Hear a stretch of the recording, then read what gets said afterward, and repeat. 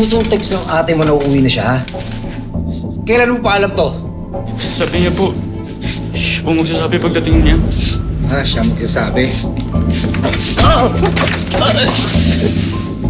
Mga suwail kayo! Kayong tatlo!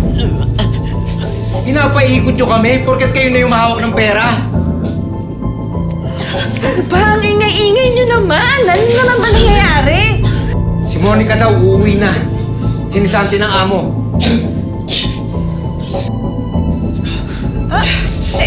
Teka, ano nangyari?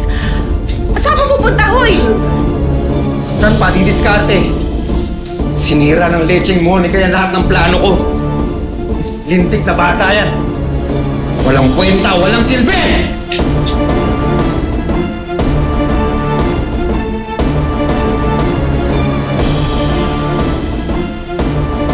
Diyos ko, sa ulo naman talaga.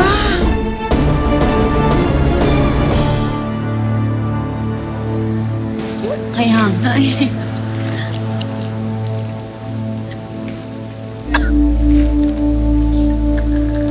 Ate Gracia, okay ka lang ba? Parang hapong-hapo ka. Maupo ka kaya muna. Ay, hindi. Okay lang ako. Napagod lang ako sa biyahe. At saka, padating na rin naman yung bus. Okay lang ako, okay lang. Tubig po. Hindi, okay lang ako, anak. Sure po ba kayong okay lang po kayo, Ma'am si Gracia? Okay lang, okay lang. Napapadalas po yung nahihirapan po kayong huminga. Pa-check up po kayo pag uwi nyo, ha? Oo, promise, magpapacheck up ako. Naku, mamimiss kita. Mamimiss ko kayo. Sus naman to si Ma'am si Gracia. Akala mong layo ng hangunin sa natibidad.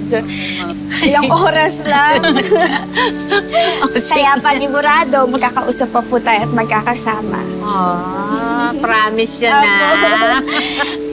Tsaka, Ma'am Shi, pag natuloy talaga yung plano kong negosyo, mapangalan ko po sa inyo, Gracia Clothing. Naku naman! Hintayin ko yan! Oh, yan! Paalis na daw! Oh, Ate, ha, mag-iingat ka, ha? Mag-text po kayo, Ma'am Shi. Kayo din pag nakauwi na kayo, ha? Oo. Ate, tubig. Sige, okay lang ako. Sige, Text po kayo, ha?